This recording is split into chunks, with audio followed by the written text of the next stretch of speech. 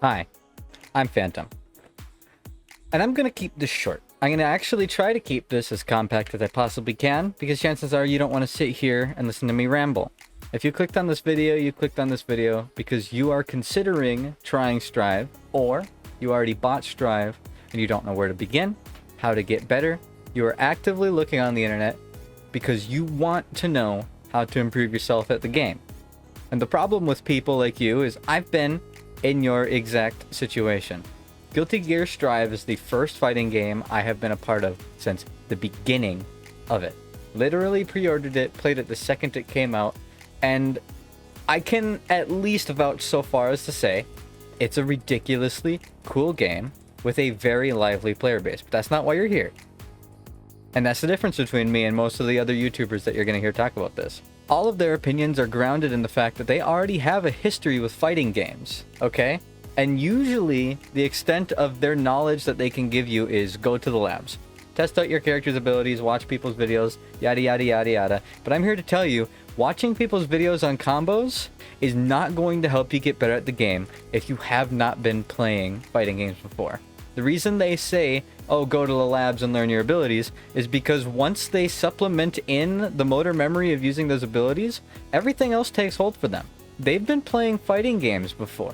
They have been playing these kind of games before, and chaining these things together it's second-hand, easy peasy for them. All they need to do is learn the new inputs and learn what's safe.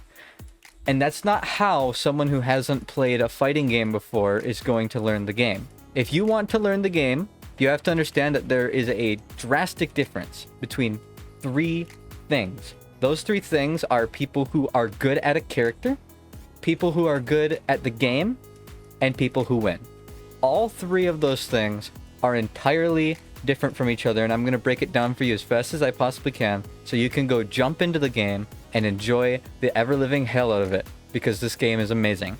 People who are good at a character are only good at the character because they understand the character's movesets. They know which attacks chain together, which attacks work, and which attacks will drop combos, which attacks will miss, which attacks are not safe. And the only way you are going to learn that is by going into the training room and literally reading the command list. I know you don't want to do it, but if you've ever watched a kung fu movie or some rising hero movie, you know that there is the portion of time where the person who is doing all the crazy cool badass stuff has to learn it first. And usually it's not fun.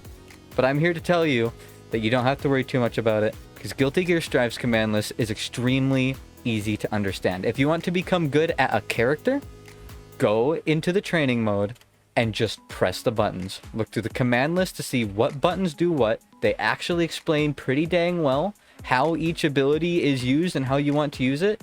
And once you know which buttons does what and understand the extent of your character's abilities, you will be good at the character. That's all you need to know. As a Ramlethal player, all you need to know to be good is that if you land a far slash, do a heavy. It's usually a pretty safe block string as long as you're not really close to the person. All you need to know to be a good Potemkin player is that if you hold back the bar and then press it forward and press heavy, you'll dash forward, and if you time it right, you'll hit people. You won't know that by watching a YouTube video. You won't know that by watching somebody's video where they tell you go into the training mode. You have to do it yourself. You have to go in and you have to learn your character's moves. Once you know every single one of your character's moves, then you can sit down and watch somebody play the character, and you'll go, oh wait, Heavenly Potemkin Buster is a guaranteed hit off of a down heavy, and a down heavy is safe to use after landing a low medium from close. You will not know those things until you know what the abilities are. So to become good as your character, you have to go read your command lists. It's like homework. It sucks, but it's like homework. And it is the only textbook thing you are going to have to learn while you play Guilty Gear. The second kind of player is somebody who's good at the game. Somebody who's good at the game is normally good at the game because they have played fighting games before and understand the basics of fighting games. And the most important part is that they understand matchups. You could be the best Ramlethal player in the game. You could understand how every single attack chains. But if you don't know when you are free to hit the Leo that's beating the shit out of you, all that knowledge doesn't matter. You're going to swing at the wrong time and you are going to get countered, and he is going to chunk half your health down and break the wall with your body. And that's just a part of the game. And the only way you're going to get better than that is not by reading tier lists, is not by practicing your moves in the training tutorial. It's by just fighting them. You just need to fight them. Eventually, you will get a feeling of what hurts you, and you will stop doing it. When you try to land a low kick while Kai is in the middle of a cartwheel, it's going to hurt you. And you're going to understand that it hurt you, and you're going to stop doing it. The only way you can become good at the game is by fighting everybody enough times that you know what their characters do. And even and I know what some people will say, oh yeah, you can take it to the training room. Yeah, you can take it and you can fight the bots over and over again and learn their moveset. You won't. The bots do not work the same way people do. The way a bot fights that's playing Mei is going to be so much different than an actual person playing Mei, which will be so much different than a different person playing Mei. You might play against a Mei who does nothing but throw out dolphins and mediums. You might play a Mei who repeatedly backsteps and does her jumping attack. You might play a Mei who expects you to block the dolphin and just repeatedly grabs you. You won't know what it's like to fight the character and know how to counter them until you fight enough people that play them differently to get a good feeling on it. I know it sounds kind of like, oh, that doesn't actually help me at all. You're just telling me. It is that simple, and you just need to do it. It's not supposed to be daunting. The command list is super easy to read, super easy to understand. Go into training mode and just do the moves. You'll become good at the character. Go into some matches and just fight people. Expect to lose. It is okay to lose at first because you don't know what you're doing, but you will. You will start to get a feeling of it. You will start accidentally finding combos that you don't know exist. And as you do that, you will get progressively better. Play in the park. Don't go straight to the tower. And a lot of people say climbing the tower is the fun part. People in the parks, they are good practice because they can be anywhere between your level of quality, like your level of skill, or they could be a level 1600 Leo who's going to completely floor you. No matter which one you fight, you're going to learn. And you're only going to learn by doing it. Which brings me to the third group of people, the people who win. I know you have probably, if you're interested in Guilty Gear, gone on to Twitch and watched somebody just wreck floor with a whole bunch of people. Wow, they're so good, they're always winning. And I'm going to tell you this much. They're not good, they're not winning all the time because they're good at their character.